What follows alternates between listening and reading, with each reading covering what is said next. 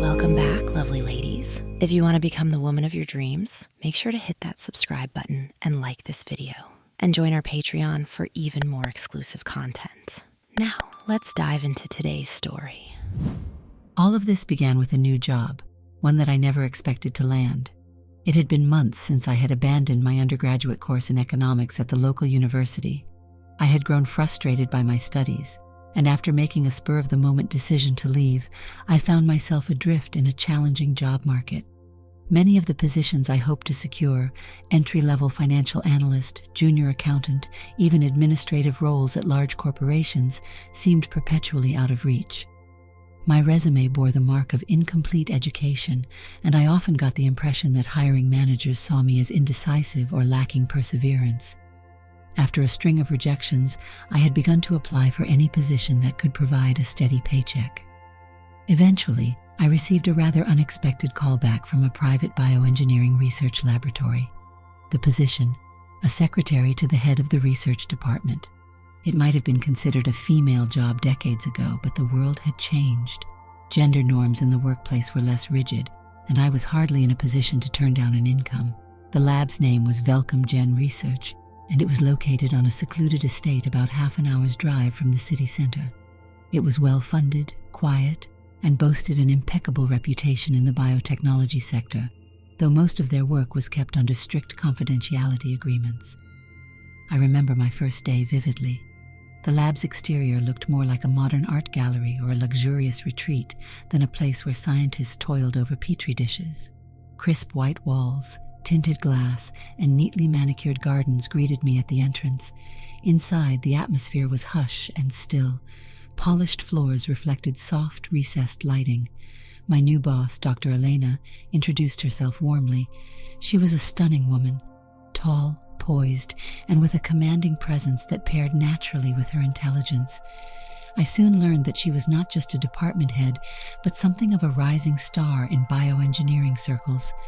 Articles about her innovative genetic therapies were whispered about in the hallways, though I never found any public interviews or open publications with her name attached. It seemed Velcom Gen liked to keep its breakthroughs under wraps until it was ready to patent or license them. My duties were straightforward. I answered phone calls, arranged business travel, organized her schedule, typed letters from dictated notes, and maintained orderly files. Within a week, I had established a comfortable rhythm. Surprisingly, most days were quiet. There were no endless streams of visitors or back-to-back meetings. My boss's time seemed heavily guarded. She attended some conferences out of town and occasionally met with a small group of internal researchers. But my workload covered less than a tenth of my working hours. The remainder of my time, I found myself oddly idle in a place that brimmed with scientific curiosity. Being naturally inquisitive, I started to explore beyond my small front office area. The lab occupied several floors and had numerous specialized rooms. One corridor led to a greenhouse-like space where plants grew under precise humidity and light conditions. Another section was lined with doors bearing security panels and warning signs, biohazard, authorized personnel only, and no entry without clearance. Although I was curious, I tried not to push too far. I would occasionally find an unlocked door and peek inside to glimpse researchers working under laminar flow hoods or studying computer screens filled with genomic data. Sometimes I caught a friendly nod or a brief smile from a lab technician, but nobody ever offered explanations. When my boss discovered that I had been venturing into the research wings, I expected a reprimand. Instead, she seemed almost pleased by my curiosity.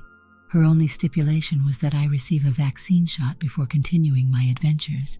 As she explained, they worked with a number of engineered viruses and other potentially hazardous biological materials. It was standard protocol for anyone moving beyond office spaces to be immunized. The request seemed reasonable. I had no reason to suspect anything. In my mind, it was simply a preventive measure like a flu shot or a hepatitis vaccine for someone working in a clinical environment. 2 days later, a nurse administered the injection in my upper arm, and I thought nothing further of it. For about 3 days after the shot, my life continued as normal. I transcribed a handful of letters, booked a flight for my boss to a conference overseas, and answered a few phone calls. That Friday evening, however, I started to feel ill. At first, it was just a wave of fatigue and a mild headache, something anyone might brush off after a long week. But within a few hours, my condition worsened. My throat felt scratchy, and my body ached as if I were coming down with the flu. My boss noticed me shivering slightly and asked if something was wrong. I explained I might be catching a cold, and she immediately urged me to go home, rest, and not to return until Monday. I was grateful for her understanding and drove home with difficulty, feeling my temperature rising. Upon reaching my small, newly rented apartment, I took some over-the-counter painkillers and attempted to get some sleep. That night, my fever climbed alarmingly. I had no thermometer, but my skin felt as if it were on fire. I tried to reassure myself.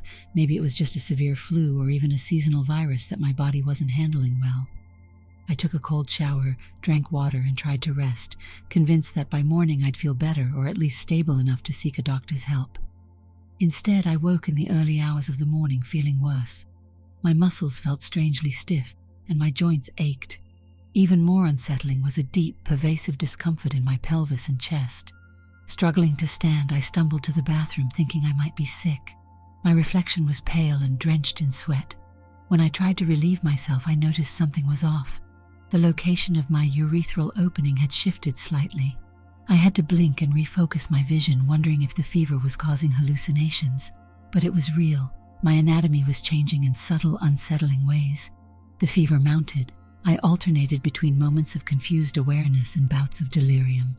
My chest felt tender, and I noticed swelling around the pectoral area. At first, I thought it was just inflammation, some strange lymphatic response. My pelvic region was equally troubling.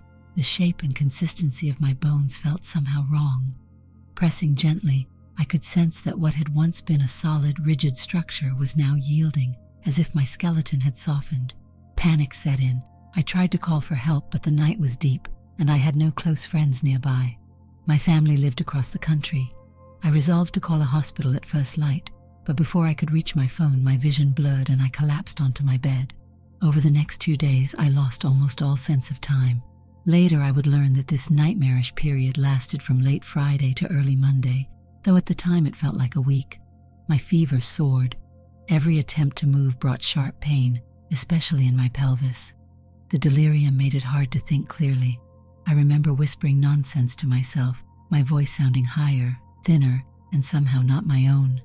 When a brief moment of clarity came, I discovered my genitals were no longer recognizable. The tissues that once formed my male anatomy were retracting, changing, and reshaping into something else. I was horrified, unable to comprehend what was happening. My chest had developed noticeable mounds of tissue. Breasts, I realized in disbelief, and my hips felt wider. My entire body was undergoing a transformation that defied reason. Weak, starving, and dehydrated, I hovered between panic and resignation. If this truly was some bizarre disease, I needed professional care, but I couldn't even reach my phone on the bedside table. At some point on Monday morning, I heard voices outside my apartment door, then the sound of it being forced open. Moments later, I saw my boss's familiar figure, flanked by medical personnel wearing uniforms bearing the Velcom Gen logo. She gave quick, decisive orders, and before I could protest, they lifted me onto a stretcher. My mind was too clouded to object properly.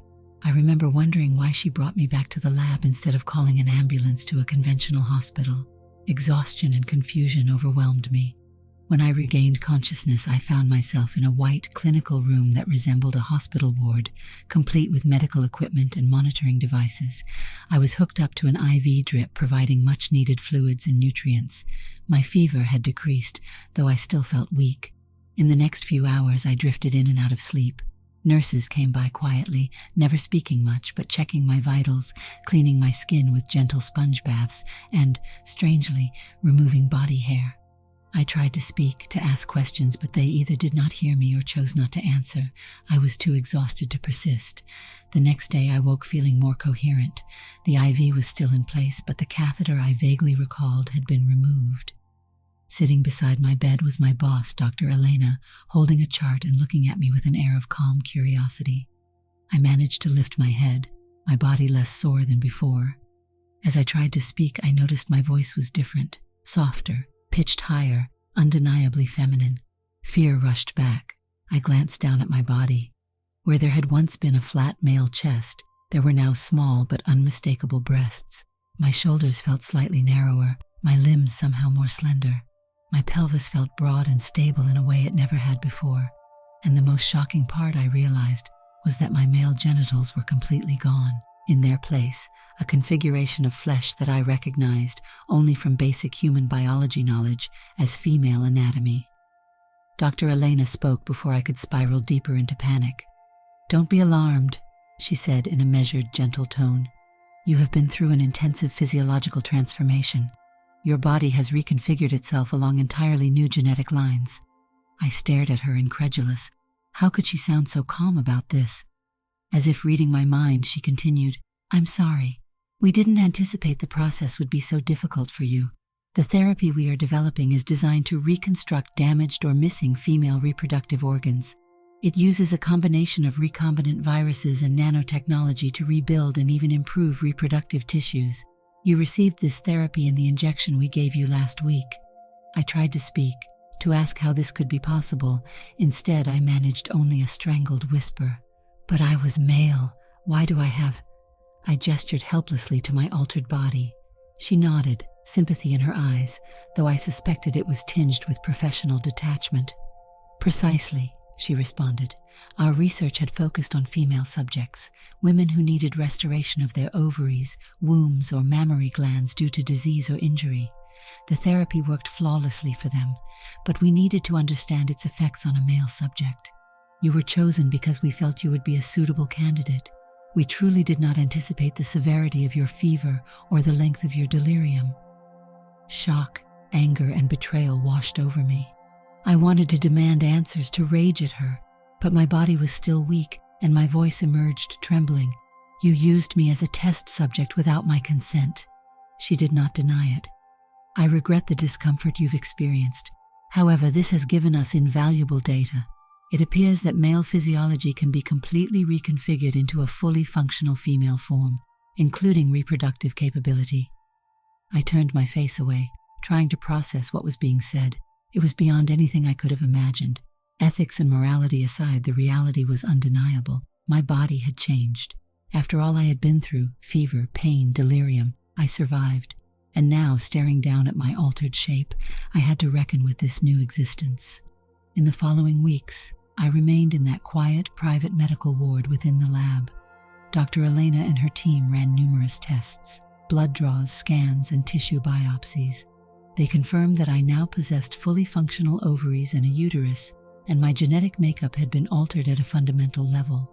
My hormone balance shifted, my body hair had thinned out, my hips and chest had developed further. It was a complete metamorphosis. I began menstruating, a startling biological confirmation of my new status. At first, I was horrified, overwhelmed by the layers of physical and emotional adjustments. Over time, however, my initial rage cooled into a quieter disbelief, then curiosity, and eventually a sort of acceptance. What surprised me most was that I gradually found some peace in my new form. Perhaps it was the hormones influencing my mood, or perhaps a psychological adaptation mechanism.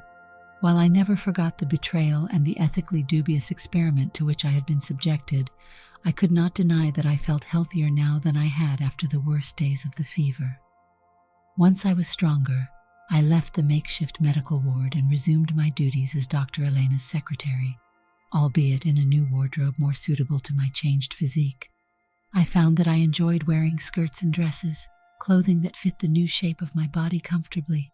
The lab staff treated me kindly, as though nothing extraordinary had happened. In their world of scientific wonders, maybe this was just another step along the cutting edge. As I filed documents, scheduled meetings, and typed letters, I had plenty of time to reflect. The changes I experienced weren't purely physical. My interactions with others shifted as well. Some of the researchers seemed more open, willing to chat about trivial matters. They asked how I was feeling, complimented my new outfits, and treated me with a gentle warmth. I formed acquaintances, even friendships, something I had not managed before. Perhaps seeing what I had endured stirred sympathy or respect. Or maybe I was simply more willing to open up now, less guarded than I had been. Still, there were challenges. Adjusting to a new voice, Different hormones and unfamiliar monthly cycles took time. I had bouts of frustration, days when I looked in the mirror and grieved the person I once was. I contemplated quitting and going to the authorities, but I doubted anyone would believe my story or that I'd gain anything by exposing Velcom Gen. Their power seemed vast and their work cloaked in secrecy. Besides, it was too late to reverse the changes. According to Dr. Elena, the virus had integrated into my genome and the nanites had performed irreversible reconstructive work. I was, for all intents and purposes, a biological woman now, albeit with some unusual genetic enhancements. Those enhancements included a surprisingly robust immune system and a capacity for what Dr. Elena called improved reproductive health. She hinted that I could have children more easily and with fewer complications than an average woman. She mentioned that my bone structure and muscles were optimized for strength and resilience. Although I never agreed to be part of this experiment, I was living proof of the lab's success. Dr. Elena seemed proud of her work, but she also observed me carefully, as though gauging the long-term sustainability of these changes. My personal life shifted as well. As time passed, I found myself growing comfortable in my new identity, comfortable enough to consider dating again. Previously, as a struggling young man searching for employment, I had been too preoccupied to form meaningful connections. Now, curiously enough, I felt a desire to explore relationships, not necessarily romantic right away, but simply to connect with others, to understand how they viewed me. My appearance was striking. It incorporated many feminine qualities that society found beautiful. Whether I liked it or not, people treated me differently, men and women alike. Dr. Elena encouraged me to see possibilities rather than limitations. She was interested in my mental well-being, or at least she claimed to be. Sometimes I suspected her motives were purely scientific, another aspect of data collection. Yet on occasion, I detected something else in her demeanor, a kind of mentorship or protectiveness. She never apologized directly for transforming me without consent, which stung. But as weeks turned into months, I realized that anger alone would not help me move forward. I focused on the future. I learned more about the therapy. It relied on a genetically engineered virus carrying instructions to rebuild and remodel tissues. The nanites, incredibly advanced microscopic machines, used materials from my own body to construct the new organs. That explained the bone pain, as my pelvis was literally reshaping to accommodate a womb. According to Dr. Elena, the therapy was now perfected enough that a future subject, presumably another male volunteer or candidate, would not suffer as severely as I did. The idea unsettled me. Would they really do this to someone else? With time, I tested the boundaries of my new life.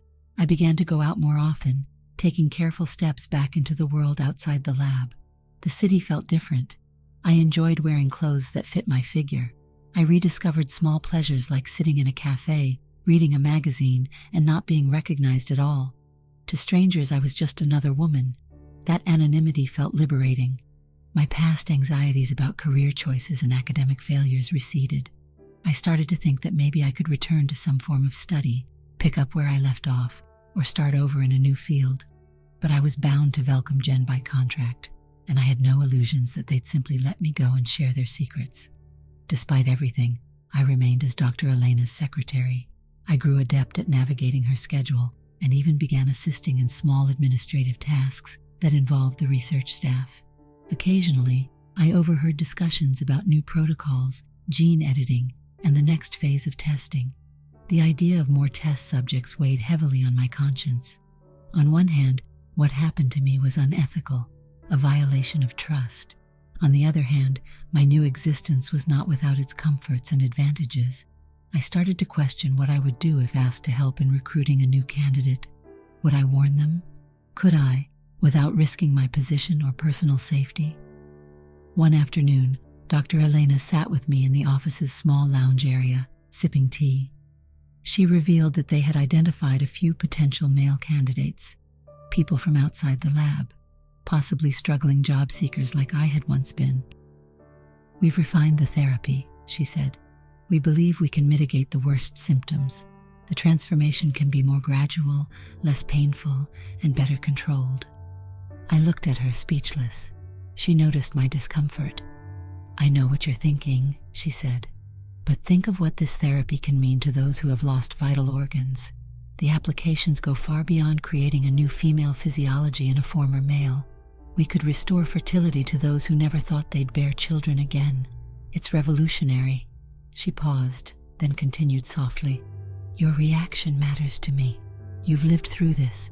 Would you consider speaking to a potential candidate? Not to pressure them, just to offer your perspective." I hesitated.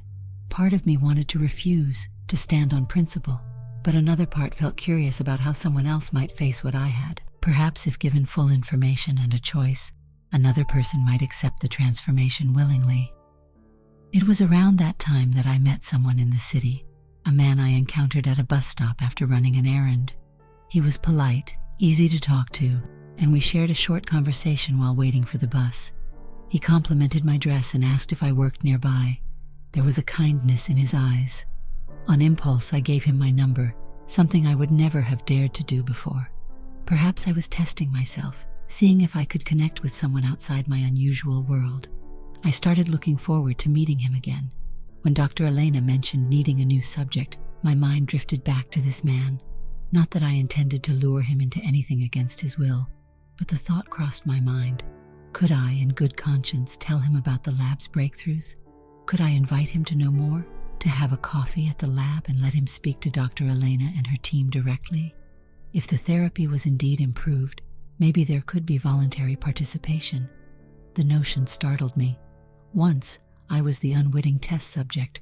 Now would I become a bridge between the lab and a new recruit? I weighed my options carefully. On one hand, the transformations in research were ethically murky. On the other, I was now living a fulfilling life, healthier and in some ways happier than before. If Dr. Elena was sincere about making the process gentler and fully consensual, perhaps I could help ensure that future transformations would not be a repeat of my traumatic experience. It might be possible to guide a willing participant to embrace the opportunity, to ensure they understood the risks and benefits. Over the next few days, I decided not to rush. I had dinner planned with the man from the bus stop. I'd learn more about him, see how open-minded he was about science and medical advancements. I would not pressure him into anything or divulge Velcom Gen's secrets prematurely, but if he seemed genuinely interested in medical research, if he wanted to understand more about cutting-edge therapies, maybe I could mention that I worked at a place developing treatments for lost reproductive functions. If he asked questions and seemed enthusiastic, perhaps then I would consider introducing him to Dr. Elena. This time it would be different. I would make sure he had the information I never received. If he chose to participate of his own free will, maybe I could help him through the process, acting as a confidant and guide. If he declined, I would respect that decision. Standing in front of the mirror in my apartment, one that the lab helped me keep with a slightly better salary now, I examined my reflection. The woman looking back at me was composed, poised, and serene. I wore a long skirt and a light blouse, attire I had grown comfortable in. My transformation was complete, but my journey was ongoing. I was no longer the frightened individual who crawled into bed with a fever 3 months ago.